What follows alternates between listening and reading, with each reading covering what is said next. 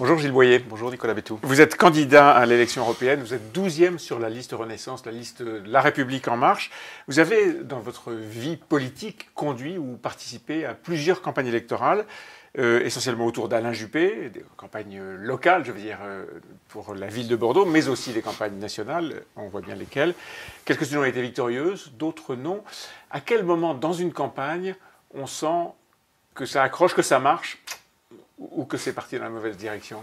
Je crois que la leçon des campagnes récentes, c'est que ça se décide vraiment dans les derniers jours et dans les dernières heures. Je suis frappé par la proportion de nos compatriotes qui font leur choix sur le chemin de l'isoloir ou dans l'isoloir.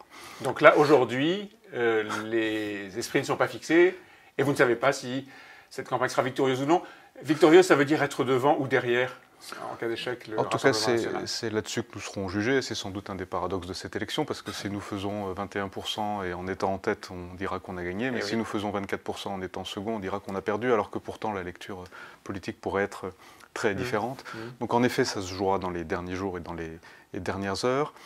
C'est une élection qui traditionnellement recueille très peu de participation en France, environ 40% de votants. Moins d'un Français sur deux ira voter. Alors que l'enjeu européen n'a jamais été aussi important, aussi clair. C'est ce qu'on dit à chaque fois. Oui, sans doute, mais l'Union européenne n'a jamais été menacée comme elle l'est aujourd'hui. Il n'y a jamais eu dans les 27 pays des forces eurosceptiques, dont certaines sont au gouvernement de leur pays et qui ont pour objectif de déconstruire le beau projet européen que nous avons mis des décennies à construire, qui est un projet de paix, de démocratie, de liberté, et de prospérité économique. Il ne faut jamais l'oublier. Et c'est pour ça que vous ciblez, vous, je veux dire la liste et Emmanuel Macron, à la tête de cette liste ou au-dessus de cette liste, c'est pour ça que vous ciblez le Rassemblement national. En tout cas, c'est l'incarnation, ce mouvement politique est l'incarnation de cette déconstruction européenne.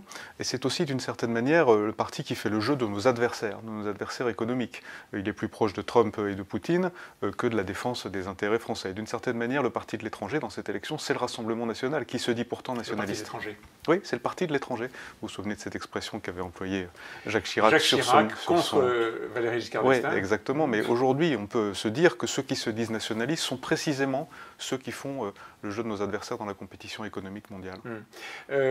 Édouard Philippe, dans une interview au Figaro hier matin, a ciblé très durement, dans les termes en tout cas, son attaque contre la droite Trocadéro. La droite, une partie de la droite dont il est issu lui-même, dont vous étiez issu, encore une fois vous avez été très proche d'Alain Juppé. Quel est l'objectif de cette sorte de recentrage, si j'ose dire, de l'attaque politique? Je ne sais pas si on peut dire qu'Édouard Philippe l'a ciblé, il l'a caractérisé, il l'a nommé. Est-ce qu'il ne l'a pas caricaturé?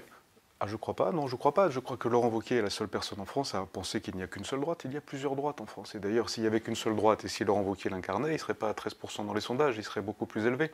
Une partie de la droite est partie vers le Front National, et une autre partie soutient aujourd'hui l'action du gouvernement et du président de la République. Et donc, par conséquent, il y a plusieurs droites. Il y a la droite que nous portons avec Édouard Philippe, qui est une droite, la droite de sensibilité juppéiste, avec Jean-Pierre Raffarin, avec bien d'autres, avec Franck Riester. Une droite qui gouverne avec la gauche? Une droite qui, en tout cas, prend des mesures que, pour certaines, vous approuvez, je crois, M. Bétou, de libéralisation de l'économie. Mais qui gouverne avec la gauche, c'est ça? Oui, bien sûr, en tout cas, qui est prête à constituer des majorités de projets avec des personnalités du centre-gauche qui partagent la vision et l'ambition du président de la République. Vous n'aimez donc pas cette droite Trocadéro? Édouard Philippe ne l'aime pas, vous ne l'aimez pas, en tout cas, vous ne souhaitez pas... C'est pas la mienne, c'est pas la mienne, elle existe, c'est pas la mienne.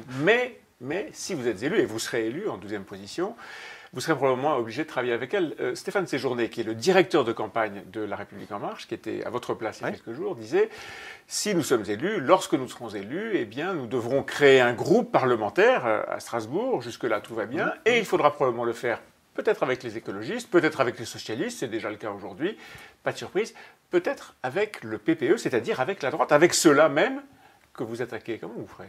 Le Parlement européen est depuis 40 ans dans une logique de coalition politique.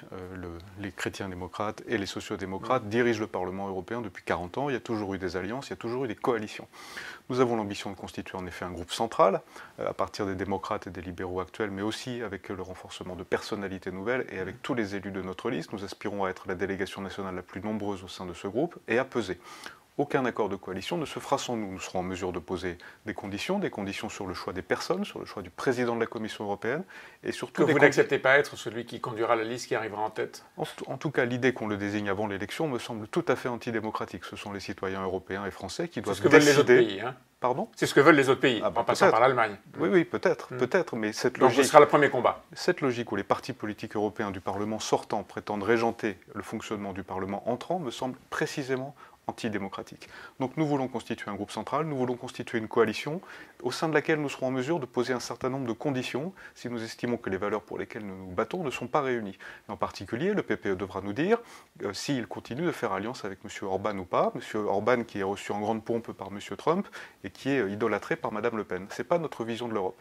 Et donc nous serons en situation de poser un certain nombre de conditions pour constituer une coalition la plus large possible. On connaît des présidents de la République qui ont été reçus en grande pompe par Donald Trump, et ce n'est pas pour ça qu'ils partagent les mêmes idées. Mais je crois que c'est la première fois qu'un président hongrois, Premier ministre hongrois, est reçu par le président des États-Unis depuis des décennies. Bon, mais ça n'est pas le signal que cet homme-là est un Trumpiste, en tout cas pas le signal définitif. Tout de même... Non, mais Donald Trump en dit beaucoup de bien. Bon, est-ce que ça veut dire tout de même que vous refusez les accords d'appareil, c'est-à-dire que vous ne direz pas on fera un accord avec le PPE, par exemple, la droite européenne, et qu'au contraire vous irez essayer de chercher des accords avec des individus, comme vous l'avez fait pour constituer votre majorité au-delà de la République en marche, ici en France? Le 26 mai, la démocratie va parler, il y aura un parti politique européen qui sera en tête, qui aura donc une majorité relative, et il me semble tout à fait logique que ce mouvement-là ait une forme de priorité pour proposer un accord de coalition et un exécutif européen. Mais s'il ne parvient pas à créer les conditions du rassemblement, il faudra imaginer évidemment autre chose. Le président de la République vient d'embaucher un homme de droite, réputé de droite, connu pour avoir travaillé beaucoup, y compris avec Jacques Chirac, Jérôme Perrin, qui va à l'Élysée être un de ses conseillers politiques. Que signifie cette embauche? J'ai vu que Philippe Grandjean constitue le conseiller. Philippe Grandjean, c'est conseiller du président de la République, constitue autour de lui un pôle politique. Il a recruté Jérôme Perrin, qui est un ami de très longue date, un ami de 20 ans. Il a aussi recruté des personnes qui viennent plutôt de la gauche, de la République en marche évidemment, et de la gauche. Donc il faut regarder la constitution, je crois, de ce pôle dans son ensemble. Et l'idée d'avoir quelqu'un qui connaît bien les élus de la droite et du centre, ça me semble une bonne idée. Traiter les élus de la droite et du centre. Oui, il est là pour. Essayer de les débaucher, de les rapprocher, Oui, ou en tout cas d'être pour eux un interlocuteur qu'ils connaissent et qu'ils ont appris à apprécier depuis des années. Ça me semble tout à fait logique. Il ne faut pas se focaliser sur le cas de Jérôme parce que c'est voyant. Certes, c'est plus voyant parce qu'il est plus connu, mais enfin, quand on regarde l'ensemble des recrutements, c'est très équilibré politiquement. Il est celui qui aurait par exemple pu éviter que Christian Estrosi ou Jean-Luc Moudenc, le maire de Nice, le maire de Toulouse, ne décrochent de la proximité d'Emmanuel Macron comme ils avaient, semble-t-il, envie de l'être? Je ne sais pas s'ils ont décroché. Je pense qu'il y a beaucoup de considérations locales qui ont joué dans les prises de position des maires. Je me permets de dire que certains maires LR ont aussi pris position en faveur de notre liste, de la même manière que beaucoup d'eurodéputés LR sortants, parmi les plus assidus et les plus travailleurs, comme Alain Lamassoure, Françoise Grossetête, qui ont pris position pour notre liste. Et parmi les maires, on a Christophe Béchu, on a Olivier Carré, le maire d'Orléans, qui sont des maires... Le maire d'Orléans. Pardon, le maire d'Angers, le maire d'Orléans, qui ont été élus, qui sont LR, mais qui soutiennent notre liste. Donc vous voyez, c'est plus équilibré que ce qu'on dit parfois. Il nous a manqué de citer une personne dans cet entretien, Nathalie Loiseau, tête de liste de la République En Marche, tête de la liste Renaissance. Vous avez fait beaucoup de campagnes électorales, encore une fois, avec des professionnels de la politique, et Nathalie Loiseau ne l'est pas. Est-ce que ça manque? J'ai beaucoup d'amitié pour Nathalie depuis plusieurs années. On s'est connus au Quai d'Orsay avec Alain Juppé. Nous avons fait le choix d'une candidate compétente qui sera une eurodéputée qui compte, une eurodéputée influente. C'est souvent ce qu'on reproche à la France. Mais avant d'être élue, il faut faire une campagne et emmener le plus de monde possible derrière soi. Est-ce que ça ne manque pas? Elle a dit elle-même qu'elle n'était pas une créature de foire, qu'elle n'allait pas changer. Elle préfère se concentrer sur les arguments de fond. Je reconnais que c'est difficile dans la vie politique et médiatique moderne de faire le choix de la compétence au détriment parfois du marketing. Mais je crois que si on arrive à installer l'idée qu'il faut envoyer à Strasbourg et à Bruxelles des eurodéputés influents et assidus, je crois que nous aurons réussi quelque chose. Vous avez dit le choix est difficile. Est-ce que la campagne est difficile? Toutes les campagnes sont difficiles et celle-ci l'est particulièrement parce que nous avons, c'est vrai, du mal à intéresser les Français à l'enjeu européen. On parle de bien d'autres choses, on parle très peu d'Europe. C'est tout à fait dommage. J'ai bon espoir que dans les 10 jours qui viennent, on inverse cette tendance-là. 10 jours et même 12. 12. Là, c'est un petit rabio. Merci, Gilles Boyer. Avec plaisir.